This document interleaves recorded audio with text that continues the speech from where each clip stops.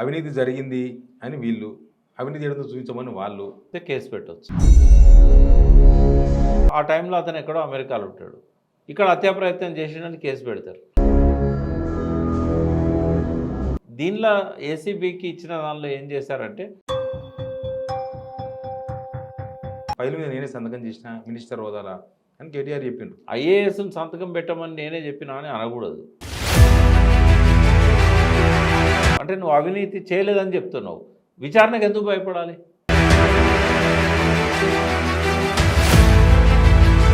ఇది గ్రీన్ కో కంపెనీ కోసం చేసినట్టు కనిపిస్తుందా, కేటీఆర్ కోసం చేసినట్టు కనిపిస్తుందా? రెండు.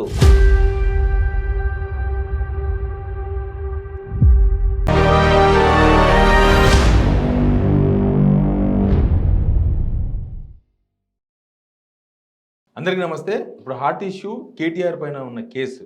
కేటీఆర్ మీద కేసు అయింది, ఏసీబీ నోటీసులు ఇచ్చింది, ఈడీ పిలిచింది విచారణకు. కేటీఆర్ని అరెస్ట్ చేయడమే తర్వాయి అన్నట్లు ప్రస్తుతం పరిస్థితులు కనిపిస్తున్నాయి. అసలు ఈ కేసులో ఏముంది, ఏం లేదు, ఈ విషయం మీద మాట్లాడదాం.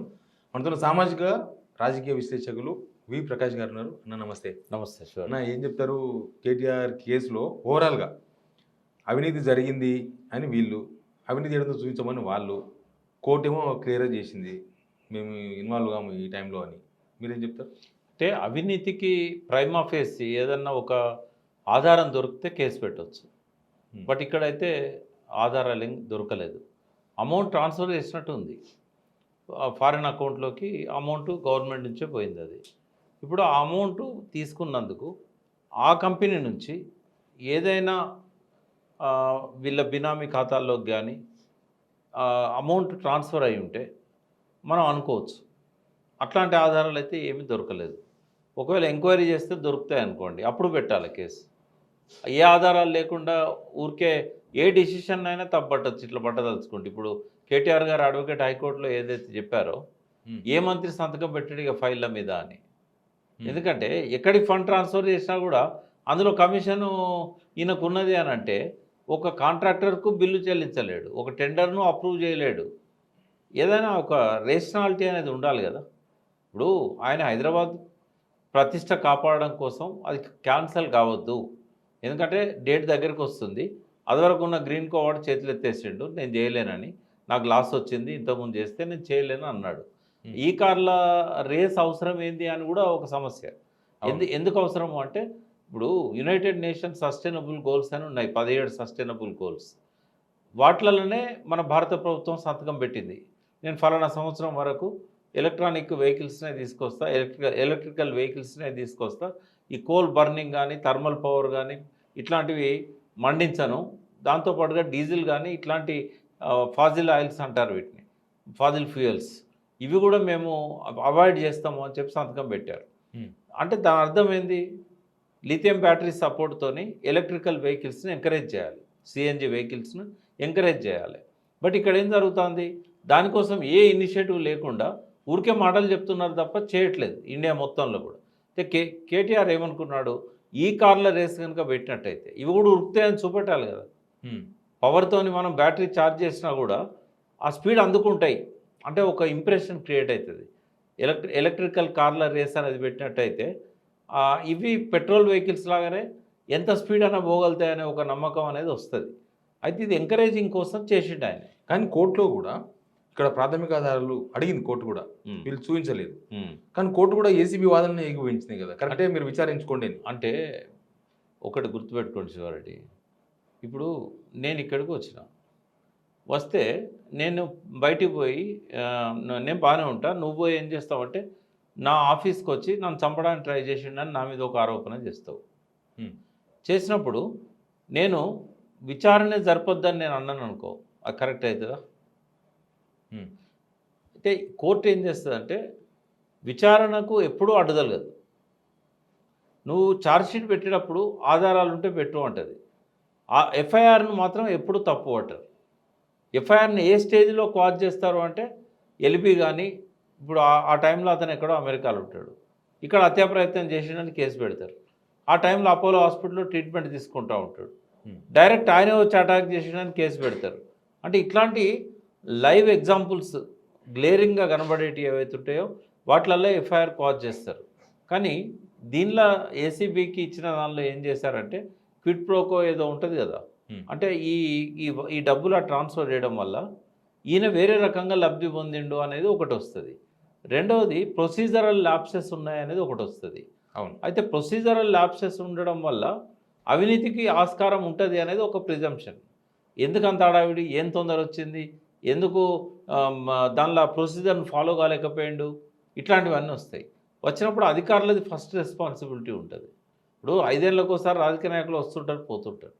ప్రొసీజరల్ ల్యాప్సెస్ ఉంటే రాజకీయ నాయకుడిది కాదు తప్పు, ఆయనను గైడ్ చేసిన సంతకం పెట్టడానికి కారణమైన ఐఏఎస్ ఐపీఎస్ల తప్పు అవుతుంది. కానీ ఇప్పుడు ఐఏఎస్ సంతకం పెట్టామని చెప్పి నేనే చెప్పిన, ఫైల్ మీద నేనే సంతకం చేసిన మినిస్టర్ హోదాలా అని కేటీఆర్ చెప్పిండు. ఐఏఎస్ని సంతకం పెట్టమని నేనే చెప్పినా అని అనకూడదు.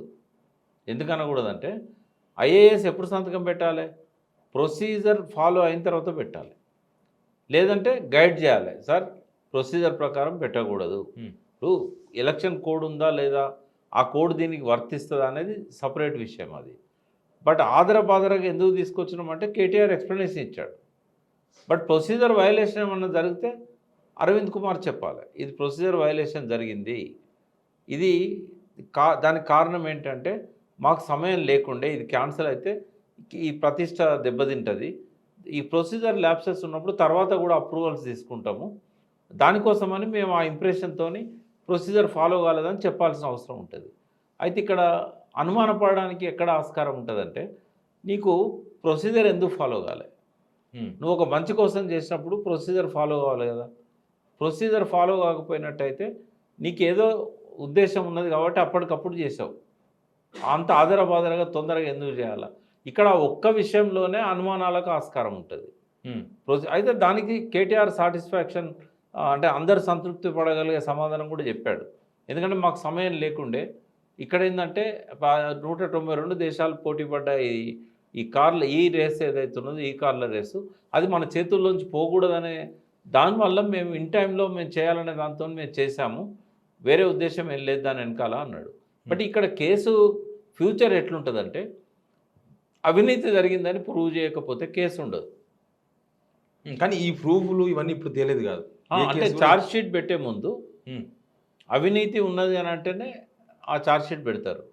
అవినీతికి ఆధారాలు దొరకకుండా ఛార్జ్ షీట్ పెట్టారనుకోండి, కోర్టు అప్పుడు ఇంటర్ఫేర్ అయ్యి కొట్టేస్తుంది.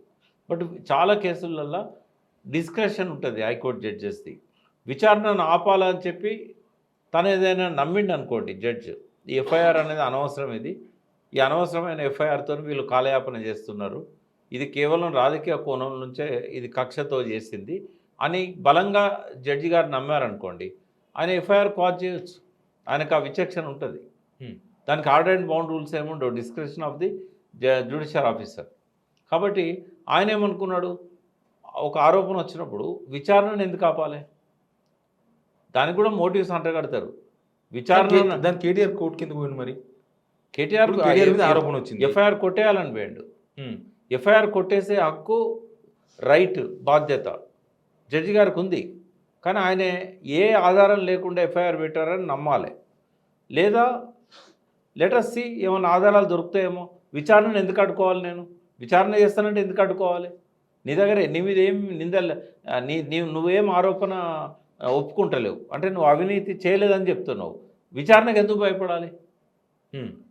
కాబట్టి విచారణ జరగని తర్వాత చూద్దాం, ఎఫ్ఐఆర్ని ఎందుకు కొట్టేయాలి, ఎఫ్ఐఆర్ ప్రకారం విచారణ జరగని తర్వాత ఏ ఆధారం దొరకలేదు అనుకో ఛార్జ్షీటే పెట్టరు కదా. ఒకవేళ ఫాల్స్ ఆధారాలతో పెట్టారనుకో మేము ఉన్నాం కదా కొట్టేయడానికి. కాబట్టి చాలా కేసులలో విచారణ స్టేజ్లో కోర్టులో అడ్డు రావు. ఓకే, రేరెస్ట్ రేర్, అది కూడా బలంగా జడ్జి గారు నమ్మితేనే ఎంక్వైరీ వద్దని చెప్తాడు. కానీ చాలామంది కాంగ్రెస్ లీడర్లు, బహుశా వాళ్ళు కూడా ఐడియా ఉండకపోవచ్చు, వాళ్ళు ఏం చెప్తారంటే ఏదో లేనిది రేవంత్ రెడ్డి ఎందుకు కేసు పెట్టిస్తాడు, ఏదో దీనిలో ఉంది కాబట్టి కేసు పెట్టించిండు, ఆయన దగ్గర ఏదో ఉండొచ్చు అని. ఇప్పుడు ఆ కేసుకున్న గ్రీన్కోకి ఏం సంబంధం ఉంది, ఈ కేసును అడ్డం పెట్టుకొని గ్రీన్కో మీద దాడి జరిగిందా లేదా. గ్రీన్కోనే కదా మీడియేటర్, గ్రీన్కో ఫస్ట్ ఫేజ్కు మీడియేటర్. బట్ అది అయిపోయింది కదా, అది ముగిసిన కథ కదా, దాని మీద ఏం ఆరోపణ రాలేదు కదా. అవును, ఇప్పుడు కేసు గ్రీన్కో మీద కాదు కదా, కేసు ఏంటంటే నెక్స్ట్ వచ్చిన కంపెనీకి డబ్బులు చెల్లించండి అని కదా. మరి దీన్ని అడ్డం పెట్టుకొని గ్రీన్కో మీద దాడులు చేయించండా లేదా, దాడులు చేయించినప్పుడు ఇంకేమైనా దొరకవచ్చు. అంటే ఒక ఒక అంటే నేను రేవంత్ రెడ్డి ఈ ఉద్దేశంతో చేసిండని నేను కన్ఫర్మ్ చేయను కానీ, ఒక ముఖ్యమంత్రి తన దగ్గరికి రాని ఇండస్ట్రియలిస్టులను కానీ, పారిశ్రామికవేత్తలను అనుకోండి, రియాల్టర్స్ని అనుకోండి, తన దగ్గరికి రప్పించుకోవడానికి అనేక ఎత్తుగడలు ఉంటాయి. ఫేర్ పాలిటిక్స్ ఉన్న రోజులు కాదు కదా ఇది. కాబట్టి దీన్ని అడ్డం పెట్టుకొని గ్రీన్ కో అని లొంగ తీసుకోవాలనే లోపల దురుద్దేశం కూడా ఉంటే ఉండొచ్చు.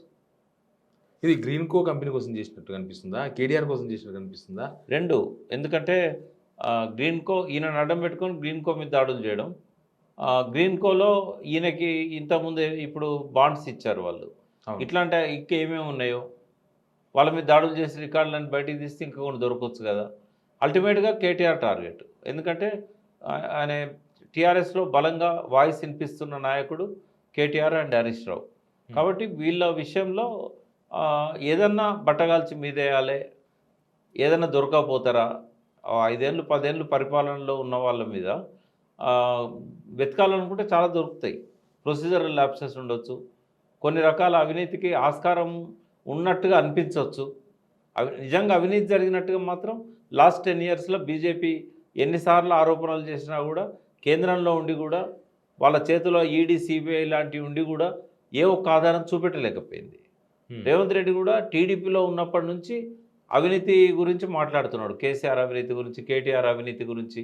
బట్ ఏ ఒక్క ఆధారాన్ని కూడా ఆయన మీడియా ముందు చూపెట్టలేకపోయింది. ఎందుకు కాళేశ్వరం మీద సిబిఐని కలిసి ఆధారాలు ఇచ్చింది కదా. ఇచ్చిండు కానీ అదేం వాళ్ళు ఏమన్నారు, షెకావత్ గారు అప్పుడు జలశక్తి శాఖ మంత్రి, Uttam Kumar Reddy PCC president, parliament సభ్యుడు.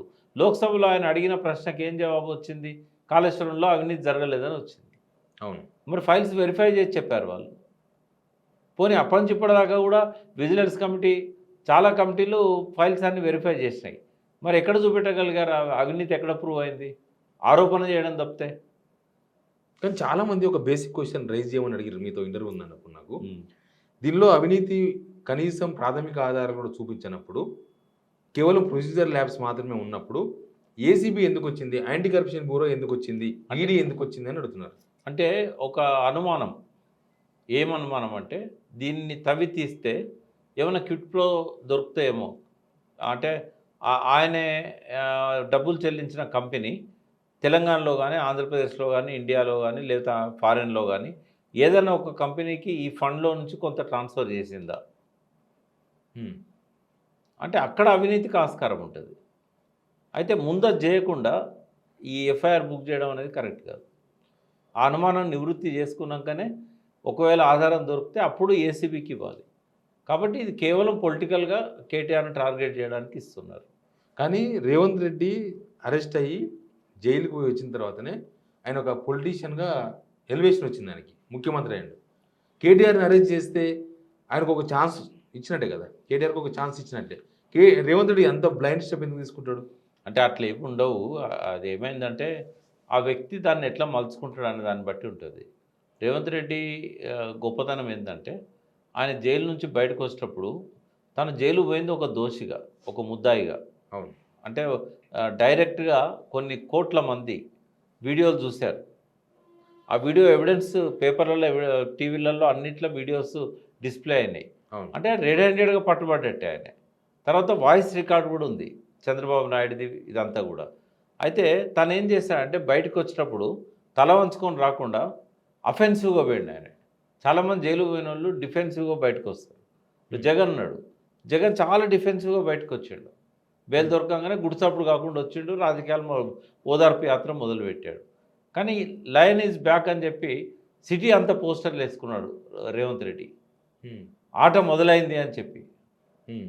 అంటే ఒక్కసారిగా ప్రజల మైండ్ సెట్ని తన మీద వచ్చిన ఆరోపణలు, తన జైల్లో ఉన్న కారణము ఇది కనబడకుండా చేసి అఫెన్సివ్గా ఇక నేనే మునగాన్ని కేసీఆర్ని ఎదుర్కొనేటోని, ఆట మొదలైంది అని చెప్పి ఆ నినాదంతో బయటకు వచ్చాడు. లయన్ ఈజ్ బ్యాక్ అని పోస్టర్లు ఎంచుకున్నాడు.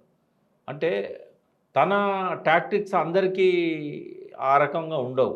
కేటీఆర్కి అవసరం లేదు. ఎందుకు లేదంటే, రేవంత్ రెడ్డి ఒక మామూలు స్థాయి ఒక ఎమ్మెల్యేగా, ఒక మామూలు స్థాయి నాయకుడిగా, కేవలం రంగారెడ్డి జిల్లా, మహబూబ్నగర్ జిల్లాలో మాత్రమే పరిచయం ఉన్న నాయకునిగా జైలుకు పోయాడు.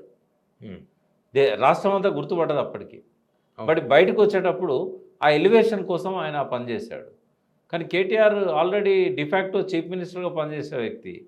ఆయన కేసీఆర్ క్యాబినెట్లో ఒక రకంగా చెప్పాలంటే కేసీఆర్కు సాధ్యం కాని సమయంలో ఇంటర్నేషనల్ ఈవెంట్స్ కానీ, తర్వాత కొన్ని తనకు సంబంధం లేని శాఖలలో నిర్ణయాలు తీసుకునే విషయంలో కానీ, వాటి మీద అవగాహన విషయంలో కానీ, ఒక రకంగా అన్ని శాఖల మీద తను ఒక అవగాహన పెంచుకోవడమే కాక డిసిషన్ మేకింగ్లలో కూడా పాల్గొన్నాడు లాస్ట్ 9.5 years.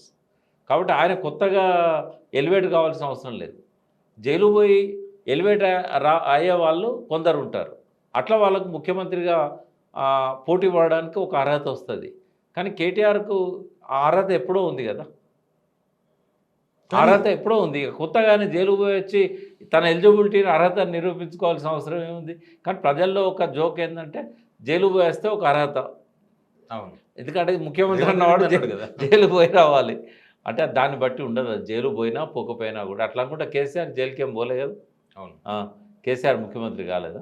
అని నినాద బలము, ఆయన నాయకత్వ పటిమ, తెలంగాణ సాధకుని ఆయనకి ఇచ్చిన గౌరవము, ఆయన మీద ఉన్న ప్రజల నమ్మకం. అట్లే కేటీఆర్ కూడా ఇవాళ హైదరాబాద్ సిటీలో 24 సీట్లు దాదాపుగా వదిలేసి పక్కకు పెడితే ఆ టోటల్ సీట్స్ ఒక్క సీటు తప్ప, గోషామాల్ సీటు తప్ప టోటల్ సీట్లు వచ్చినాయి అంటే కేటీఆర్ ప్రతిభ లేదా అందులో? కానీ ఇక్కడ కేటీఆర్ను డ్యామేజ్ చేయాలని కదా కేసు కావాలని డ్యామేజ్ చేయాలని, ఇక్కడ మెయిన్గా డ్యామేజ్ చేయాలని, కేటీఆర్ డ్యామేజ్ చేయాలని, ఆయన విలువను పోగొట్టాలని. ఇప్పుడు సెంట్రల్లో బీజేపీ కాంగ్రెస్ వాళ్ళను ప్రతిపక్ష నేతలను అరెస్ట్ చేస్తుందని చెప్పి పొద్దుగాలు లేస్తే వీళ్ళే మాట్లాడతారు, కాంగ్రెస్ వాళ్ళే మాట్లాడతారు. ఇక్కడ కాంగ్రెస్ గవర్నమెంట్ ఉన్న దగ్గర ఇక్కడున్న ప్రతిపక్షాన్ని టార్గెట్ చేస్తున్నారు. ఈ రెండు ఎట్లా అంటే ఇప్పుడు బీజేపీ ఎట్లా ఉంటుందంటే తనకు అనుకూలంగా ఉండే ప్రభుత్వాలను కొనసాగనిస్తుంది, తనకు అనుకూలంగా లేని ప్రభుత్వాలను కూల్చేస్తుంది. బట్ ఇక్కడ రేవంత్ రెడ్డి ప్రభుత్వాన్ని కూల్చాలనే ఆలోచన చేయట్లేదు. రెండవది ఆయన చేస్తున్న దుశ్చర్యల మీద కూడా వాళ్ళు 90% నాయకులు ఎవరు మాట్లాడతలేరు. ప్రజా వ్యతిరేక మాట్లాడితే రేవంత్ రెడ్డి సపోర్ట్గా మాట్లాడతారు. లేదంటే ఇప్పుడు ఎవరో ఒక్కరిద్దరు తప్ప ఎవరు కూడా వాళ్ళ ప్రజల దగ్గర పోయి, బాధితుల దగ్గర పోయి రేవంత్ రెడ్డి ప్రభుత్వాన్ని నిలదీసింది కానీ, ఖండించింది కానీ కనబడతలేదు. సరే బీజేపీ. కాబట్టి ఇక్కడ బీజేపీ రోల్ ఏంటంటే పరోక్షంగా రేవంత్ రెడ్డికి ఎన్నికల ముందు నుంచే సహకరిస్తూ వచ్చారు. మల్టిపుల్ కంటెస్ట్ లేకుండా, యాంటీ ఇన్కంబెన్సీ చీలకుండా మొదలు ప్రయత్నం చేశారు. దానికి గురుదక్షిణ కింద పార్లమెంట్ ఎన్నికలలో ఆ బీజేపీ గెలిచిన సీట్లలో వీక్ క్యాండిడేట్లను పెట్టడం కానీ ఇవన్నీ రేవంత్ రెడ్డి చేశాడు. ఇప్పుడు కూడా రేవంత్ రెడ్డికి మెంటర్ చంద్రబాబు నాయుడు. ఎప్పుడు కూడా చంద్రబాబు నాయుడు ఇవాళ బీజేపీ ప్రభుత్వాన్ని కాపాడుతున్నాడు కేంద్రంలో.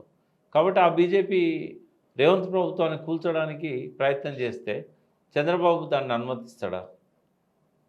కాబట్టి ఈ లింక్ అనేది చాలా ఇంపార్టెంట్.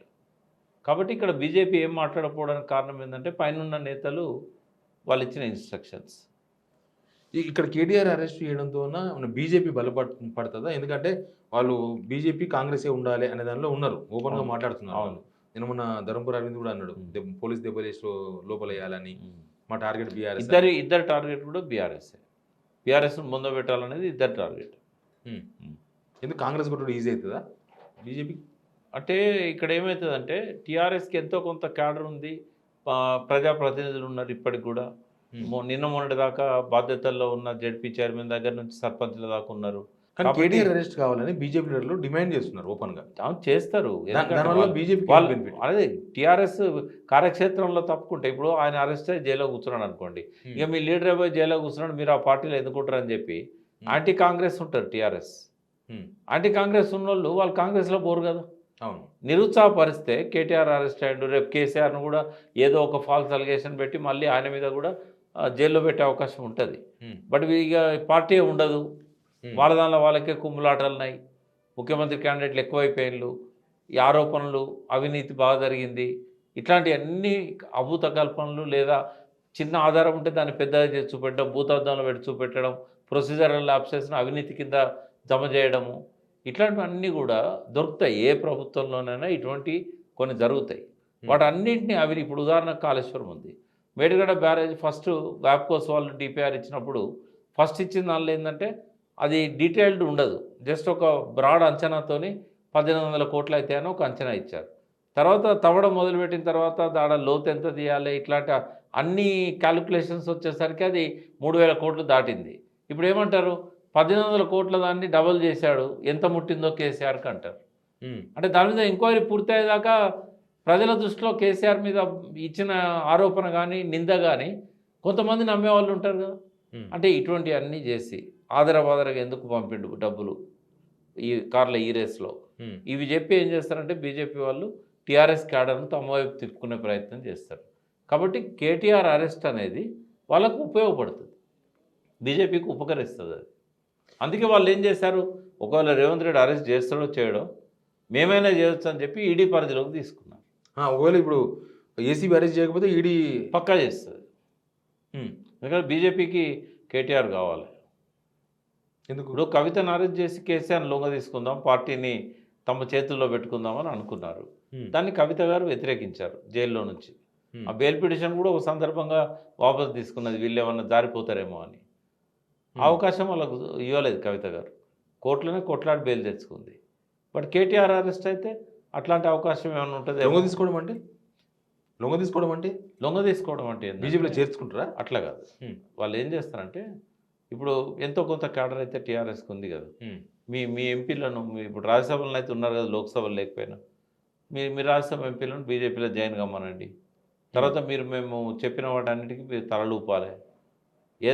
ఏదైనా వాళ్ళ కంట్రోల్లోకి తెచ్చుకోవడం. రేపు అవసరం అయితే రేవంత్ రెడ్డి ప్రభుత్వాన్ని కూల్చాలి, మీ ఎమ్మెల్యేలందరూ మాకు సపోర్ట్ చేయాలి, మేము బీజేపీ నుంచి ఒక క్యాండిడేట్ని ముఖ్యమంత్రిగా పెడితే మీరు సపోర్ట్ చేయాలి, ఇట్లాంటివి అన్నట్టు లొంగ తీసుకోవడం అంటే. ఇంత ప్లాన్ ఉండొచ్చా ప్రకాశం? ఇవే ఉంటాయి రాజకీయాలలో. ఇవన్నీ కుళ్ళు రాజకీయాలు కదా. ఇప్పుడు రాజకీయాలు ఫేర్గా లేవు కదా. అది రేవంత్ రెడ్డి నష్టం కదా మరి, ఒకవేళ అట్లాంటి ప్లాన్లు వేస్తే, స్కెచ్లు వేస్తే. ఎందుకు రేవంత్ రెడ్డి నష్టం? అంటే రేవంత్ రెడ్డి కూడా దీన్ని ఉంటాడా? నేనంటున్నా ఇప్పుడు కాంగ్రెస్ ఒక్క మాట అనుకుందాం, ఇట్లనే అవుతుందని నేను చెప్పాను. ఇప్పుడు కాంగ్రెస్లో ఆ అధిష్టానానికి రేవంత్ రెడ్డి మీద నమ్మకం లేదు. అవును, ఓపెన్గానే కామెంట్ చేస్తున్నారు కొంతమంది, పెద్ద దిగ్విజయ్ సింగ్ లాంటి వాళ్ళు, ఇంకా కొంతమంది. మాతో ఉన్నాడా, మా కంట్రోల్ ఉందా ఆయన మీద, ఇట్లా చంద్రబాబు నాయుడు మనిషిగా గుర్తింపు ఉందాడు.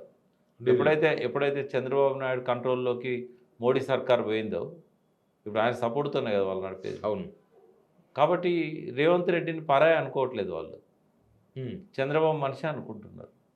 తను ఒక చోట, మనసు ఒక చోట. ఆయన శరీరం కాంగ్రెస్లో వీళ్ళు తెలియదా కాంగ్రెస్ వాళ్ళకి, అంటే ఏదో ఒకటి నడుస్తుంది నడవను. కాంగ్రెస్ వాళ్ళకి తెలుసు కాబట్టి ఒక అభద్రతా భావం కాంగ్రెస్ నాయకత్వంలో ఉంది రేవంత్ రెడ్డి అంటే. సేమ్ రేవంత్ రెడ్డిలో కూడా వీళ్ళు నన్ను ఎంతకాలం కొనసాగిస్తారో అనే ఒక అభద్రతా భావం రేవంత్ రెడ్డిలో ఉంది. దీనికి అంతటి కారణం ఏంటంటే చంద్రబాబుతో ఈయన సాన్నిధ్యాన్ని వదులుకోడు.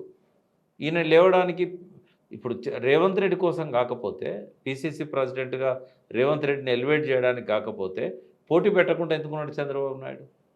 ఏదైనా ఒక పార్టీ తెలంగాణలో డెవలప్ కావాలనుకున్న పార్టీ సూసైడ్ చేసుకుంటుందా? ఆ పార్టీ అధ్యక్షుడే రాజీనామా చేసి టీఆర్ఎస్లోకి వచ్చాడు కదా. అంటే ఒక రాజకీయ పార్టీ ఎన్నికల్లో పోటీ పెట్టట్లేదు, వాళ్ళకి ఎంతో కొంత 10% 15% ఓట్ బ్యాంక్ ఉంది కదా, ఉంది. దాని అర్థం ఏంది?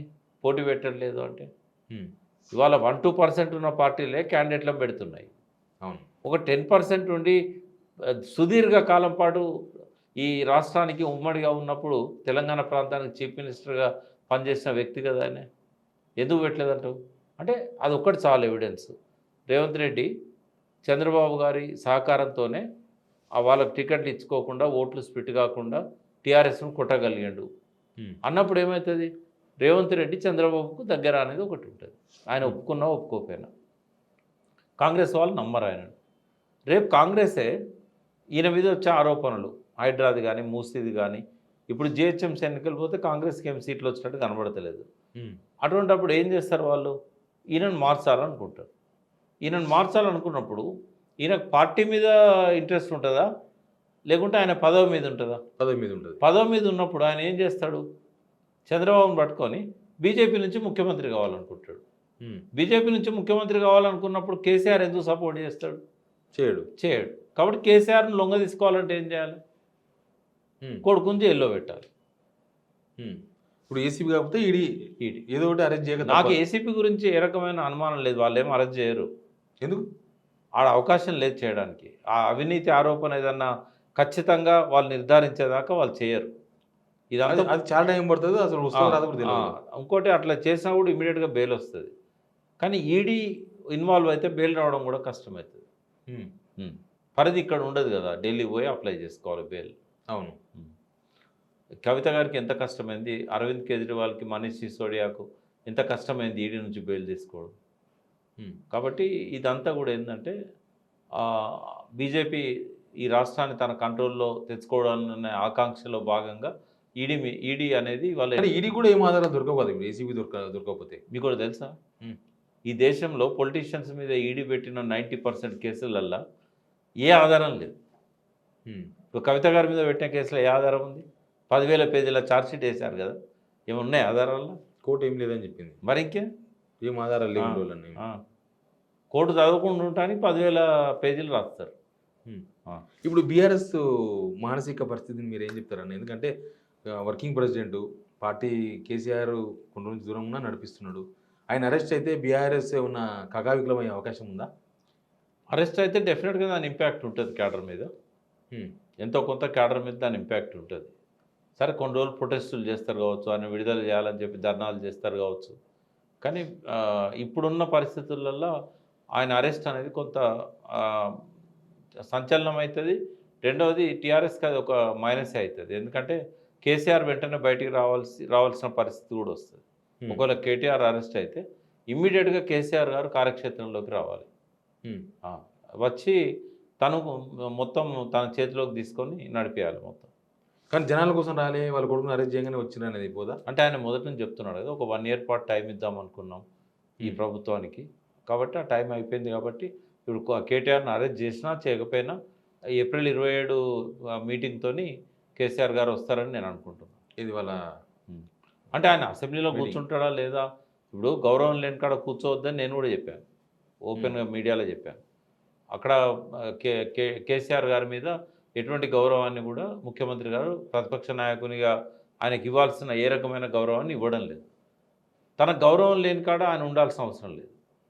ఆయన చేయాల్సిన పాత్ర సమర్థవంతంగా ఆ పార్టీ నాయకులు ఎమ్మెల్యేలు చేస్తున్నారు.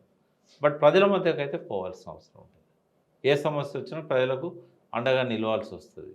ఇప్పుడు హైడ్రా, మూసీ లాంటి సమస్యలు వచ్చినప్పుడు కేసీఆర్ గారు పోకపోవడం అనేది ఒక లోటే. అది కాకపోతే ఆ లోటును భర్తీ చేశారు కేటీఆర్, హరీష్.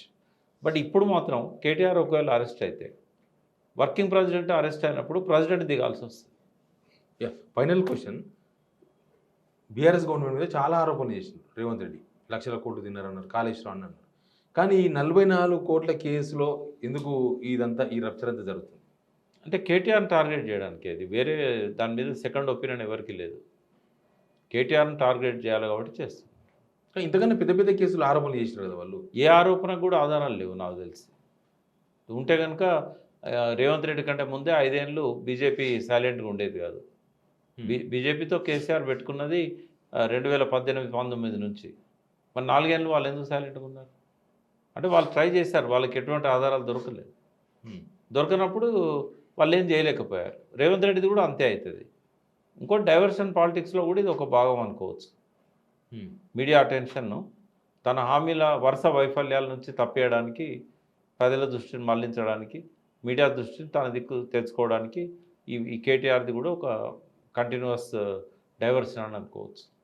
థ్యాంక్ యూ ప్రకాష్ అన్న. చూద్దాం ఏం జరుగుతుందో. ఇది ప్రకాష్ అన్నతో special interview. Please subscribe signal TV.